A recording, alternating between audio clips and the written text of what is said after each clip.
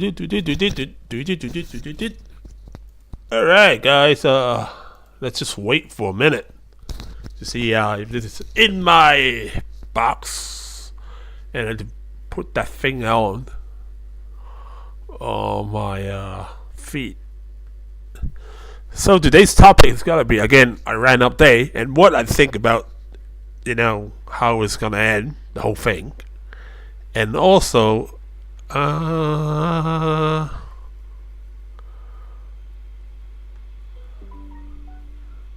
I think that's up. And how CSAR work, because last week the on the Easter Sunday they pull one of the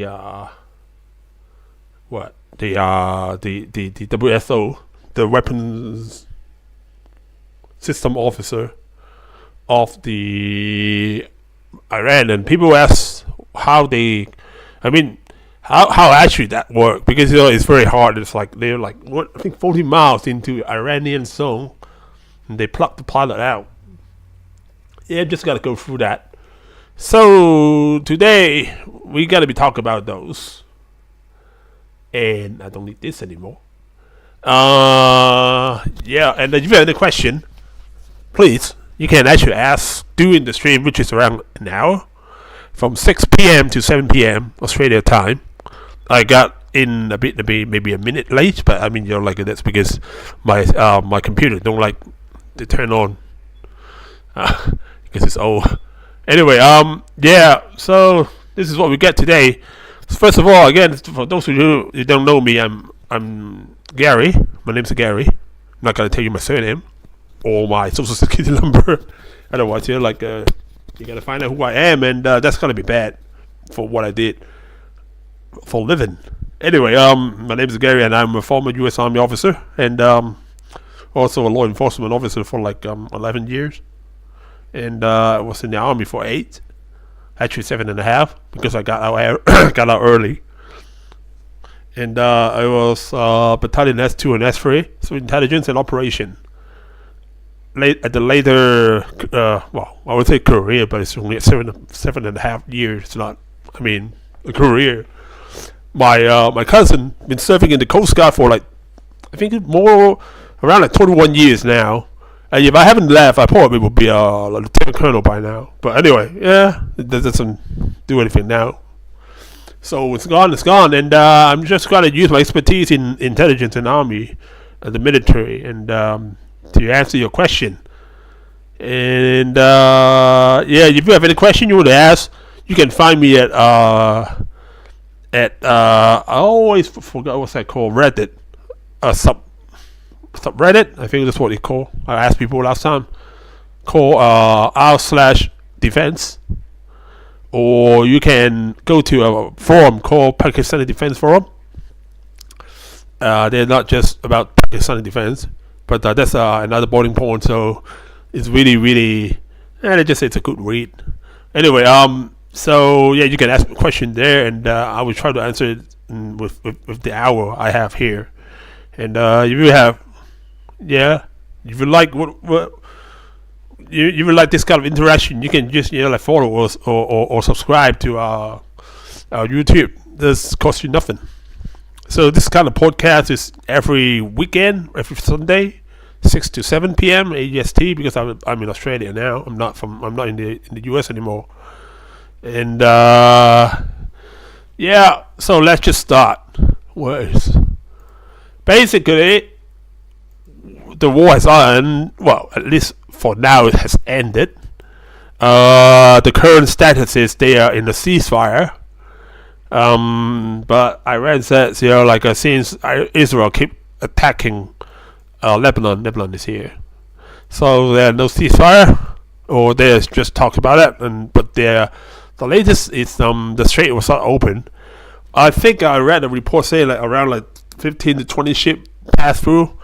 With the latest is the USS, I forgot the name, Michael Murphy, I think, DDG 112. At least well, they said there's two, but I mean just the Murphy actually turned on the AIS, so they show the coordinate show Murphy somewhere around inside the Persian Gulf, somewhere around here.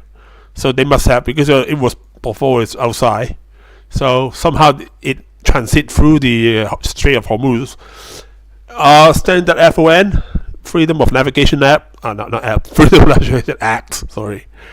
So it showed that the strait is open, but it's one thing that you have a fully armed destroyer. I assume it's fully armed. I don't know, because I just don't know.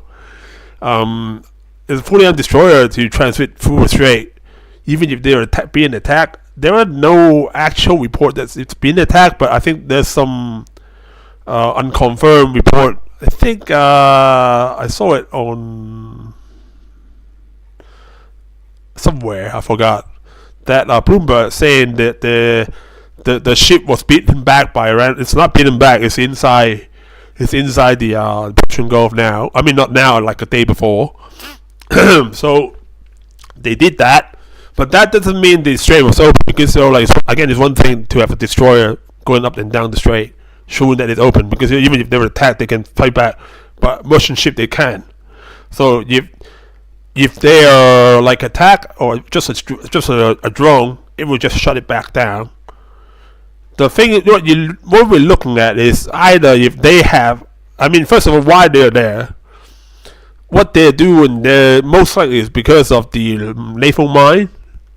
But destroyer, they can do mine hunting or mine sweeping, but what they have is what we call a Romeo Hawk, MH-60 Romeo, that they can do like a tow buoy or something to do mine hunting. But that jobs have been given to the LCS with a mine sweeping package. They have two advanced unmanned submerged drone that hunt mine. That's what they do. We don't know. Nobody knows whether or not there was. By the way, there were 3 LCS before the war started. They are at I think Bahrain, at fleet support base Bahrain or something. And then they were gone by the time the first missile strike. I don't know if those ships were back. If they are back, then they probably already demined or in the process of demining the strait, and that would be a step toward opening it, but not that necessarily opening it. What we're looking at is maybe you have another 3 to 4 destroyers. That assume there were already 2. If you have another 3 or 4 destroyers going into inside the Persian Gulf, then they can start doing escort, and that will combine with the insurance that offered by it. It will get the traffic not gonna go back to normal immediately, but I mean, it will just start dripping off. So you will again going back to normal, but not reaching the normal point.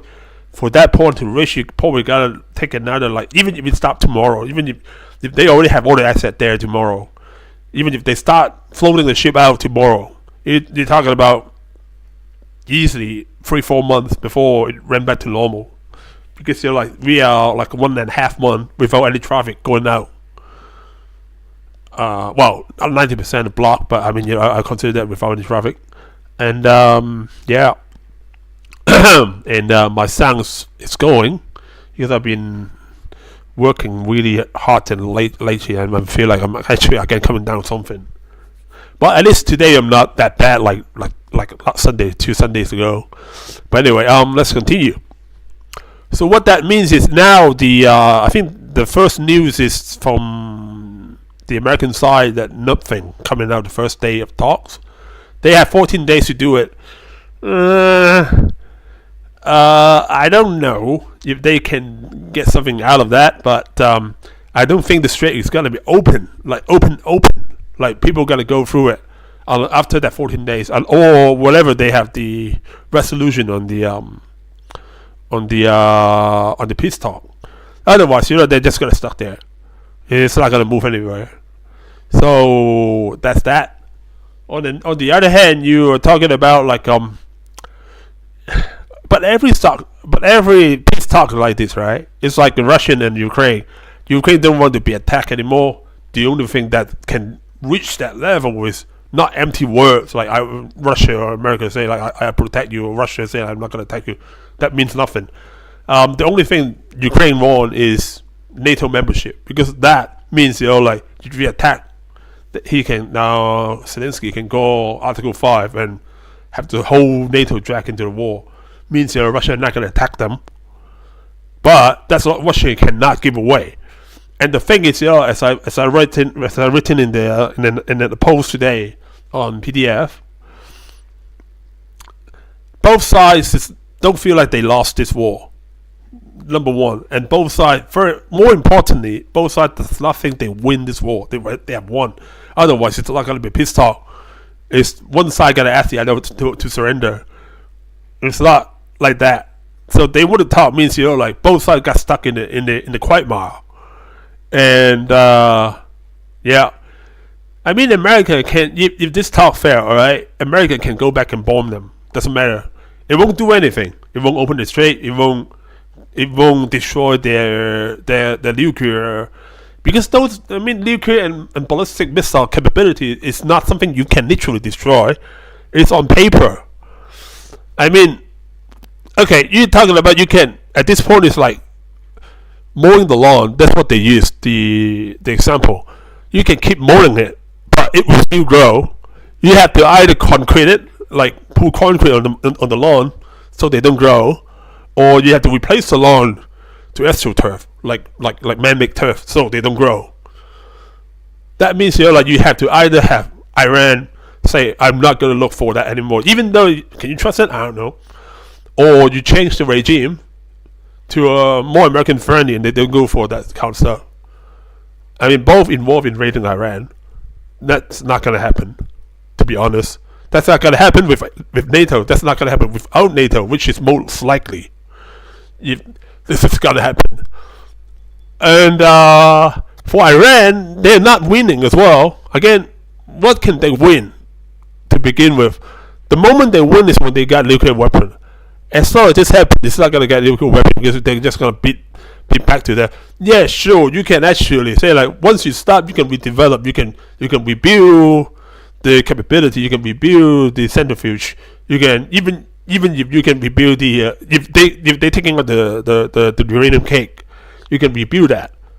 If they didn't, then they'll be a lot easier than before. I mean, not before. That will be a lot easier to recover. But if they didn't take care, if they did take care of those, then you can still rebuild. You talk about like the only difference is you talk about will it be like 2 years down the road, 5 years down the road, or 20 years down the road. I mean, the thing is, if they keep attacking you, that's not gonna work. So, and I mean, that's not really up to them, isn't it? Because like, unless you have a nuclear weapon, America and Israel are just gonna attack you anyway. I mean, this not the ball's not in your court in this sense. So yeah, Iran isn't winning, America wasn't winning. So the only thing they can do is talk. And if we use the Ukrainian talk for example, we talk about like what 5 years.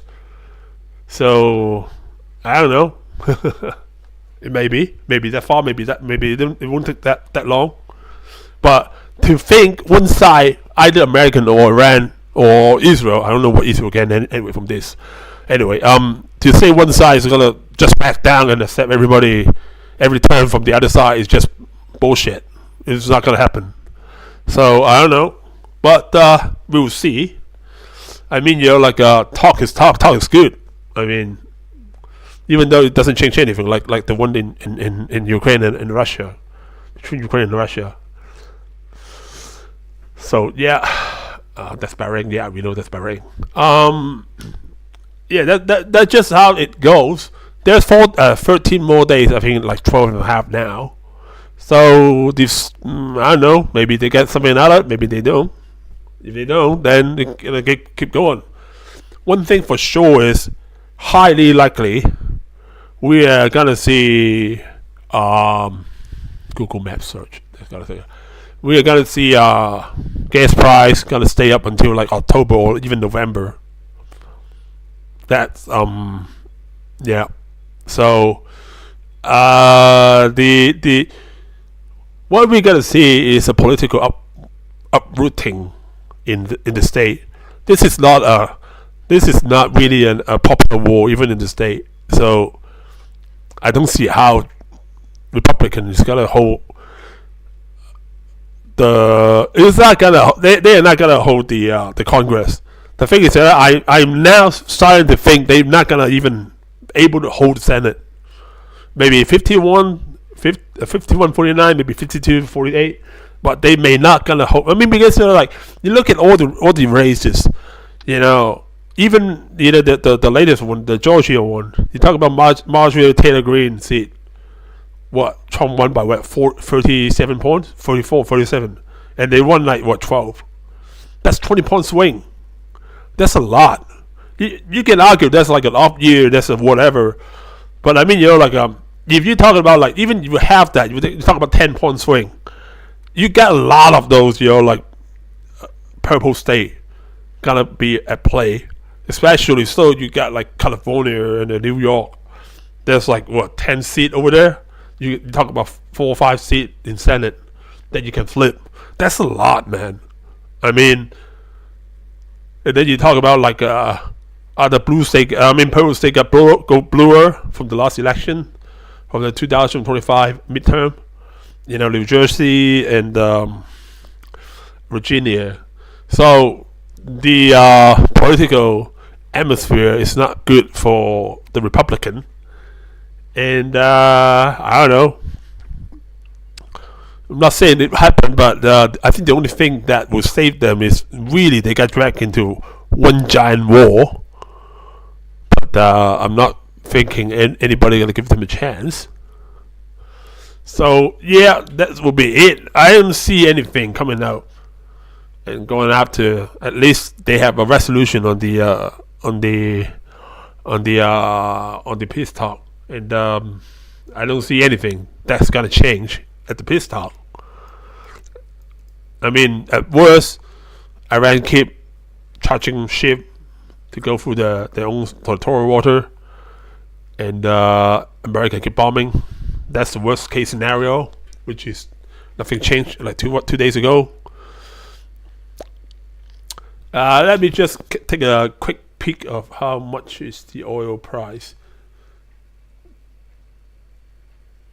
Okay, on 1 day delay is like 6.97 for WTI crude and 95 for Brent. So it's like $2. 96.6 actually. You talk about $1.50 different. Usually it's different because Brent costs more because America produce more oil, so they get more leeway. But for whatever reason now, I mean I think this change is since last Saturday on the 4th of April. So yeah, I don't know. Maybe Europe is talking to Iran or something, that some factors we don't know. But this is what I feel like Iran is heading. It won't be the same next week unless they have hammer out a deal or whatever. But I don't see Israel will gonna be like happy because any deal. I would say any deal Iran will be okay. First of all, it's not gonna be like it's not gonna ask for them to give up the nuclear weapon. That's no way. They will say okay, we gotta give up the nuclear weapon. And any deal that have to come with Lebanon, and more likely than not, I'm not gonna say it's gonna be it, but it's gonna be Houthi. Means like a northeastern Yemen. Maybe a general ceasefire over there, or maybe even Gaza. For America, number one thing is open and straight. Number two thing and three thing is they don't want they need to disarm Iran, and I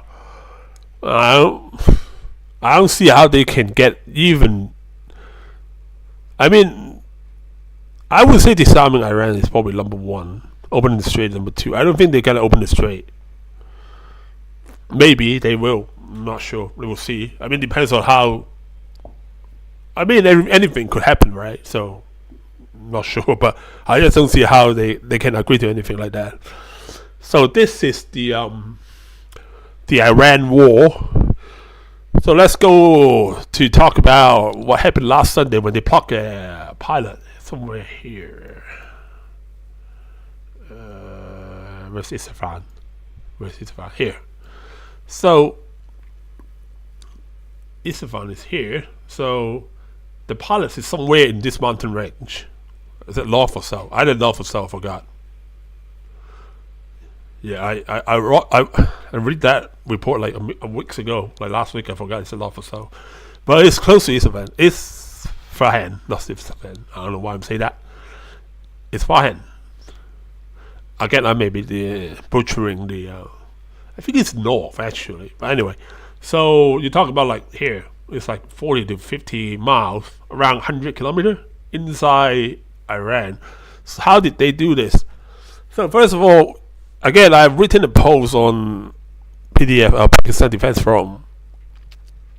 I think early when the whistle is actually missing, I said that they popped the pilot out. Whistle was MIA.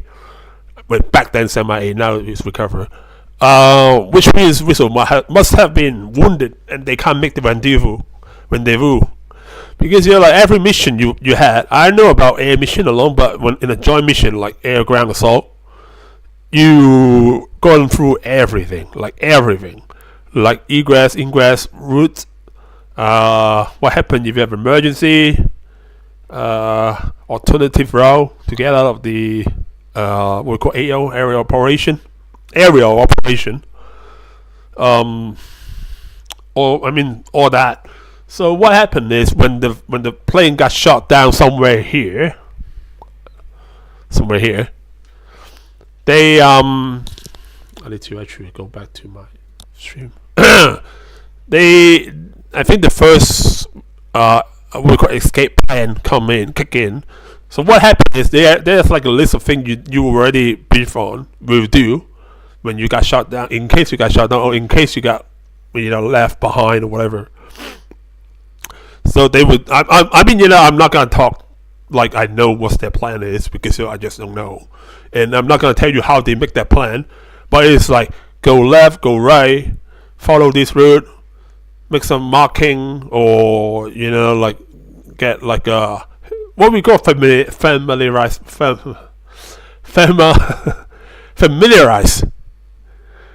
the surrounding.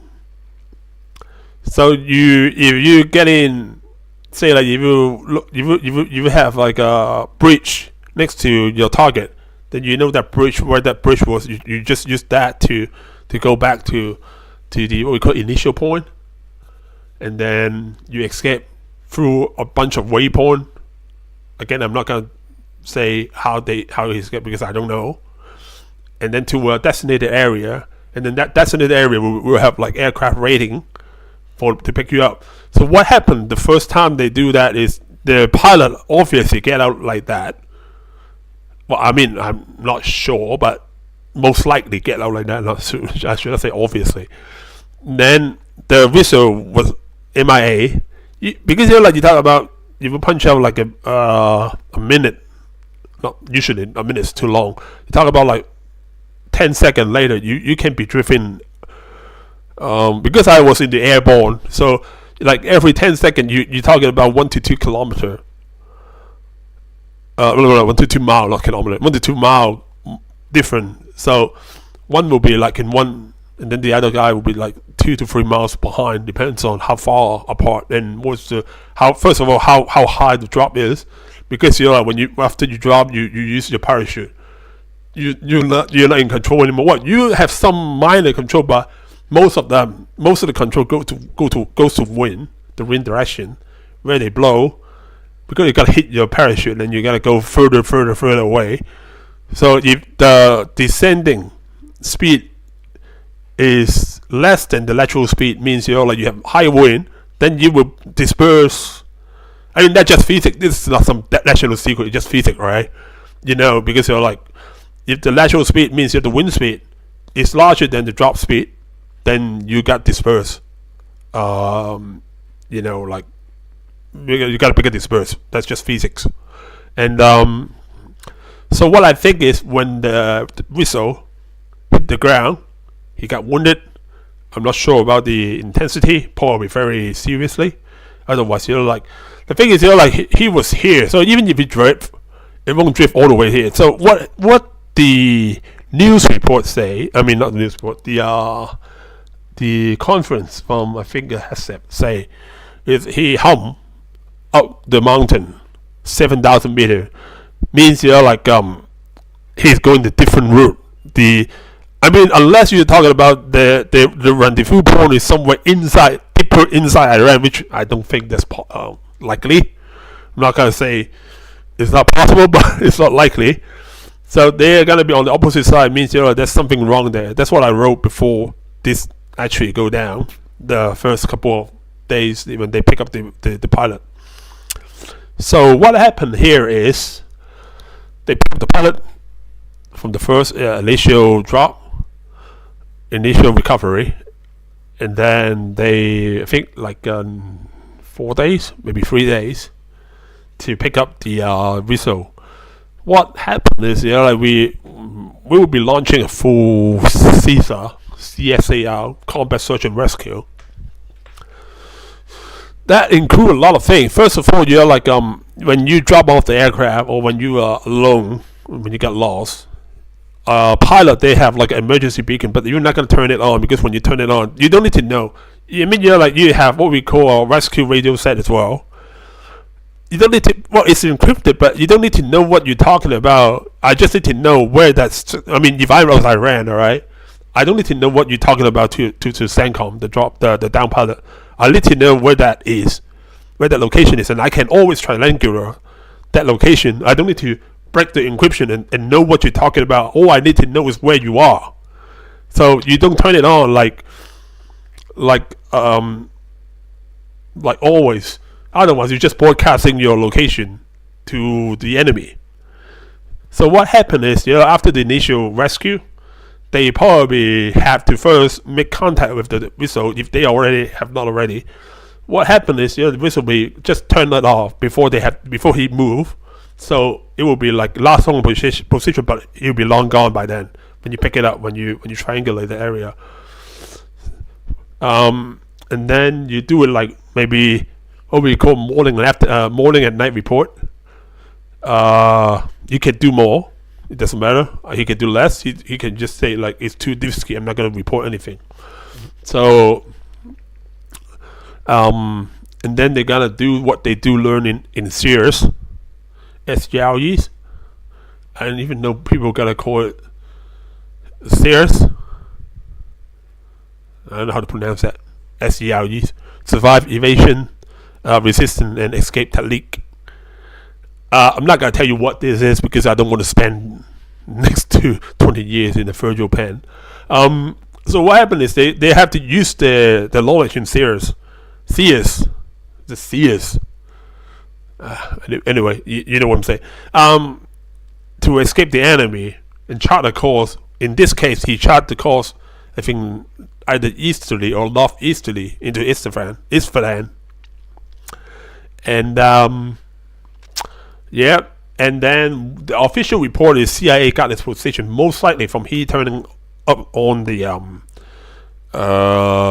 beacon or because it can do both, using the rescue radio set to contact the on call or command plane. So what happened is, like when the plane got shot down, whatever closest to that crash site will act as on scene commander. So I think in this case, KC-135 refueling the area, and then our compass core will take over.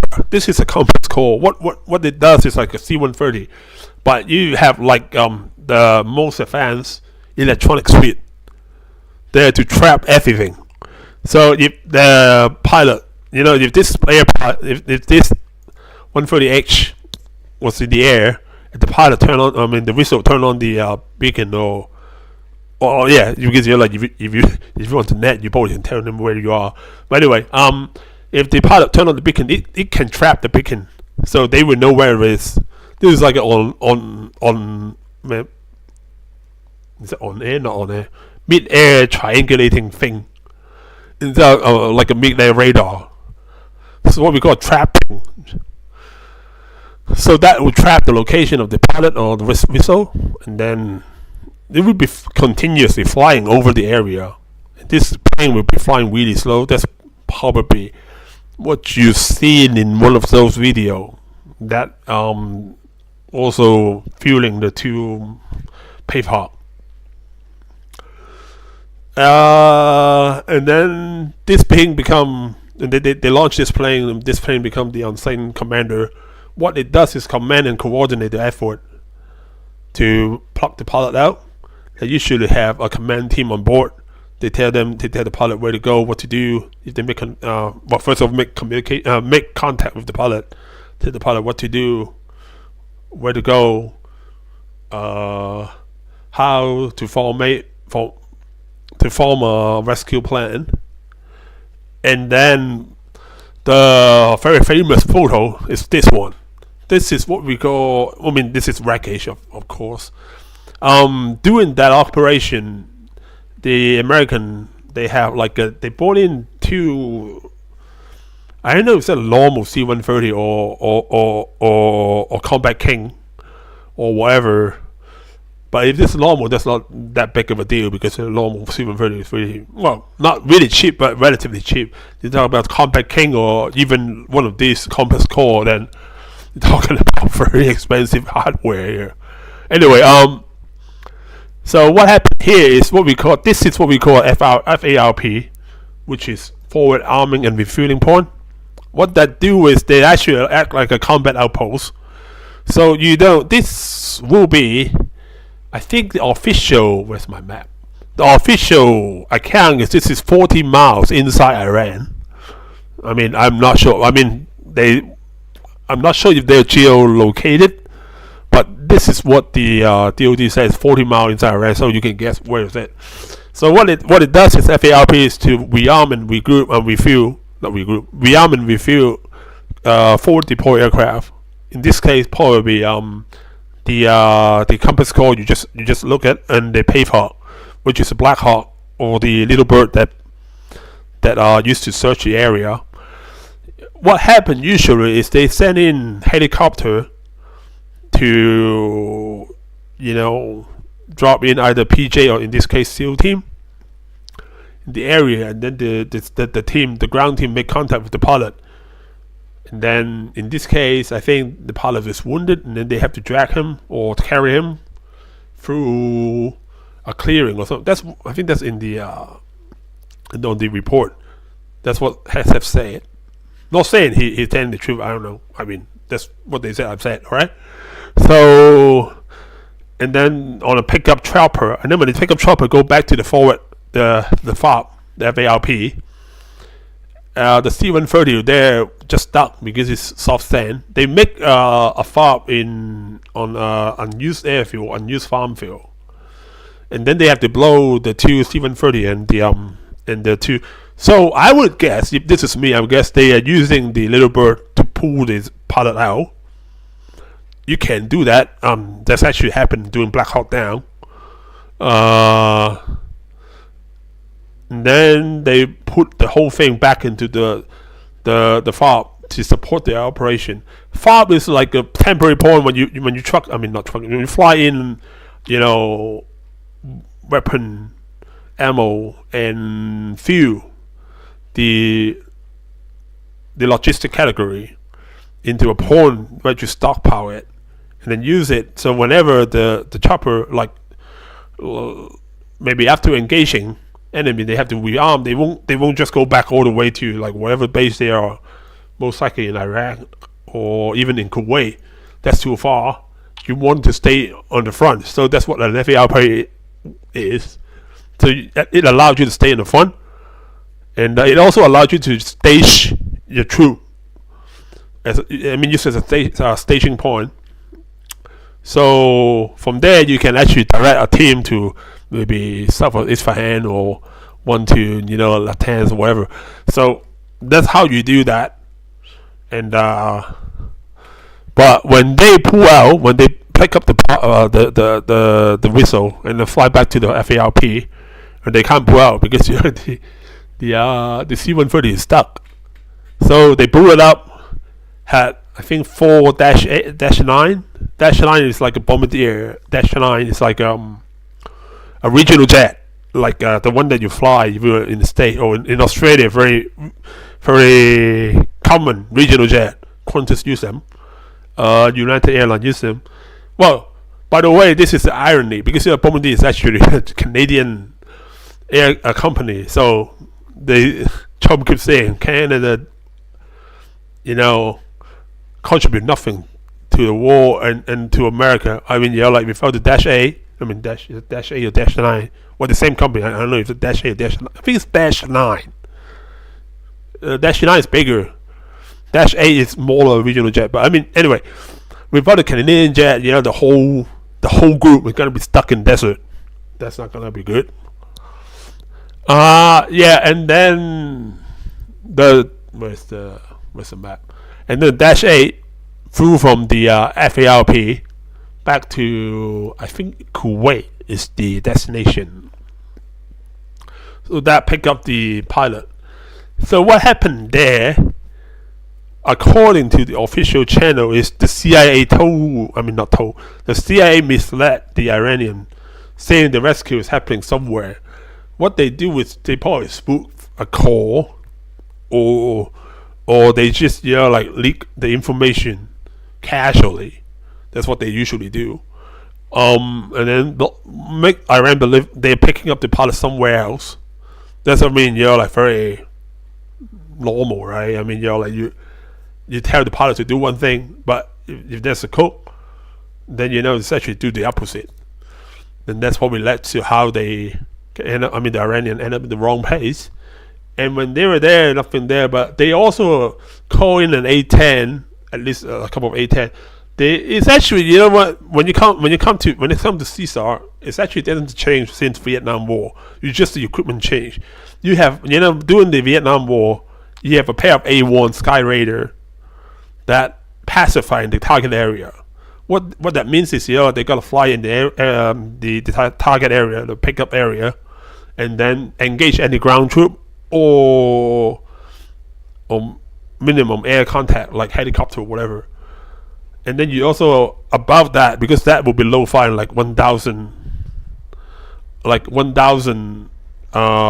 feet AGL. But above that, you will fly like fighter cover above them. So what happened is, fighter cover above them is like that will engage the air target. So you make an absolutely low fire zone in those areas, and absolutely, like what we call sanitized zone. So you can not have any enemy response, because when you're picking up the pilot, when you're picking up the whistle, I'm gonna keep saying pilot. The pilots were rescued anyway. When you're picking up the whistle, either you send a team down, or you actually lower the chopper, go down to pick him up. And so in that case, one of the A-10 got damaged beyond repair, and he ejected. The pilot ejected when they're in Kuwait airspace. So when they're in Kuwait airspace, they safe, because unless they blow back all the way to Iran, even if they are blow into Iraq, it's still safe. But this is the FARP, or what left the FARP. So is it always do that? Well, many people say why waste a lot of access? It's because this is something like a tradition that we do, because we don't leave people behind. Well, we do sometimes, but we try not to, because that damage morale. Probably the best known case is somebody in the U.S. Air Force called Steve Hamilton. I think it's a lieutenant colonel, when his EB-66 went down. I think it's a movie called Bat 21. It's actually his call sign Bat 21 Bravo, but that's his call sign, and then that make it into a movie. I think starring Gene Hackman as Steve Hamilton. In that rescue, I think 6 planes go down at 11 a.m. and kill to pick up one guy. that's the motto of the PJ. So other may live, but the thing is, this is not done by PJ. As far headset or DoD or CENTCOM, all said is done by SEAL Team 6. So there's thing there. Yeah, usually it's done by PJ if it's just a pickup mission, because PJ is Air Force Special Force. They actually similarly train like PJ had and the Green Beret, the Army Green Beret, and other SEAL team other than SEAL Team 6 train together. So they have similar training. So they really want to make sure they got them. That's why they're saying the best. Well, one of the best. I mean, because I'm Army myself, always say the Force is the best. So yeah. Or they just try to showcase this operation. I don't know why.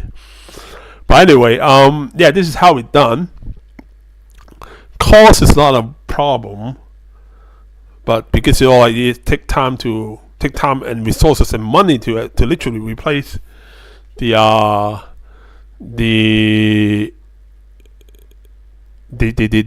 pilot, where you don't. So I mean, you just value human life more, maybe. I actually don't know anymore. But yeah, this is how it done. Why they destroy it, I don't know. They can't pull it out, and you don't have time to pussyfoot because this is inside Iran, so it's not like they have a lot of time to choose. Oh, can we just maybe fly in a bulldozer and pull it over, or whatever? Or do you have time to harden the airfield? If you not, then I mean, the best case scenario is land something and just get the hell out of there and destroy everything. Because after all, just money. Money is more important than, I mean, human life is more important than money. That's for sure. So yeah, that's how it done. How as for why the aircraft got shot down, I'm not saying why they do it. I already said why they do it. As for why the aircraft got shot down, well, if you believe the official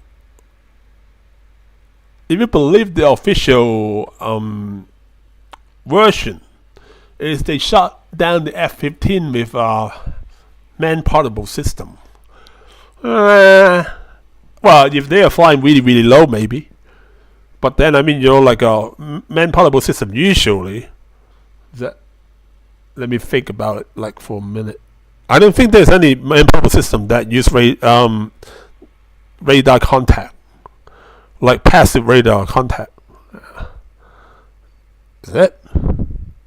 Most of them. Well, I'm not gonna say all of them, but I mean, because I just don't know. My database is very old. Maybe there are something you can do it now, maybe whatever. But in the old days, 20 years ago, almost all of them are heat seeking. So what happened is, and you don't have that quick of a maneuver. So I incline not to believe this man held. I mean, is there a possibility? Yes, but I incline not to believe this man-portable system that brought down the 15E. I mean, for the of course, if you're talking about for the news angle, then yeah, because if this is like a S400 or S300 or whatever, or even SA2 that brought down a 15E, then that means that's a bigger problem for the American, because they didn't so-called sanitize the airspace. That would be probably a bigger problem than the Pentagon than actually picking up the guy, because it means you're not really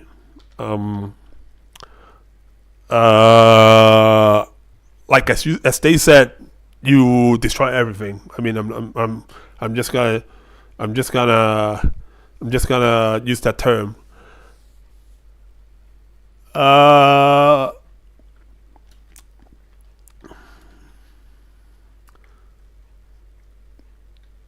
Yeah, I mean, I would say,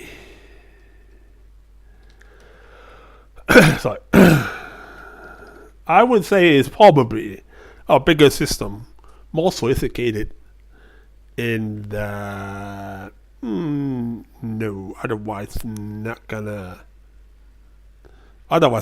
do. I'm not gonna think like. Let's just say it's more possible that they missed one or two or maybe more, but not a big number of ground-based anti-aircraft system, missile system, SAM system. Then one of those, SA-7, SA-9 brought it down. Yeah, it's not gonna be that. Well, it's possible, but unlikely. I would just say that. And yeah, this is how the CSAR work.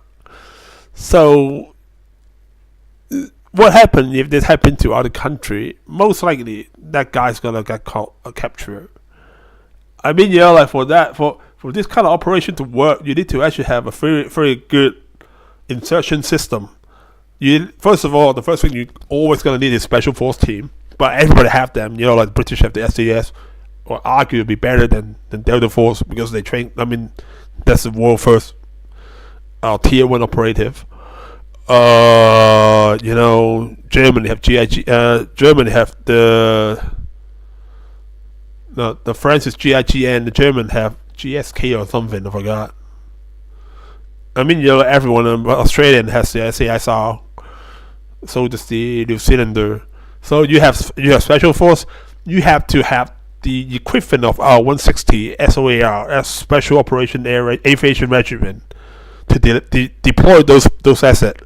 So you have to have a highly trained helicopter or fixed wing force to do this kind of insertion, and then you have to have the means to support that forward operating base or FOB or FARP or any forward deploy asset. Without actually, because you're talking about nobody but those guys is in the. Those guys the first put on the ground actually. Come to think of it, so no American will be supporting you. You probably get some aircraft support, fixed wing from somewhere else, and helicopter gunship from the FARP. And that will be it. So this is how it goes. Yeah, I mean,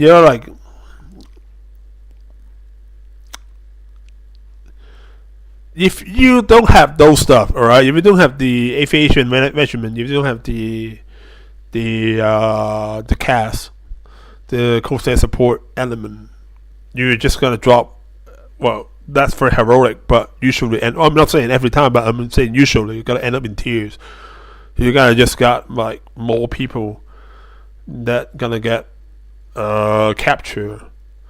I mean, the famous Bravo 20, the British SAS team that tried to locate Scout, what is it, right? Whatever.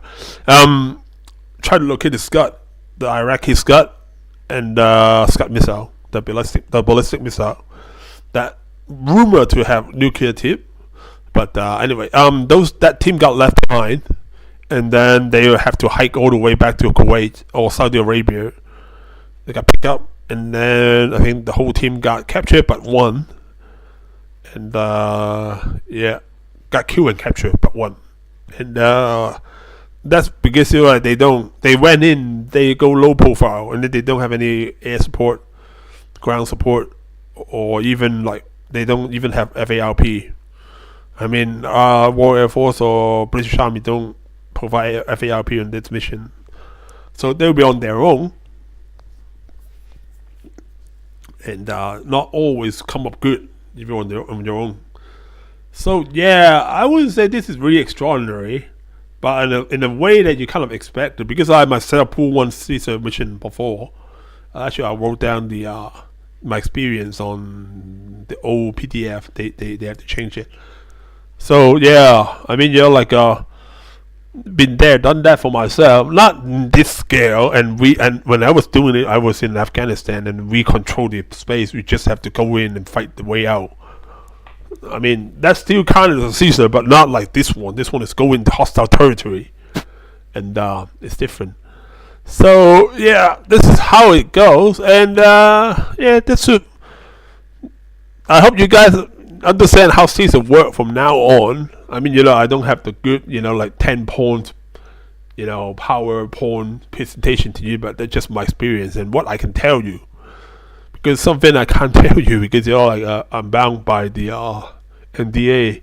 I don't want to spend like 20 years in jail teaching people how to do CSAR or Sears. Yeah, Sears. Yeah, not Sears.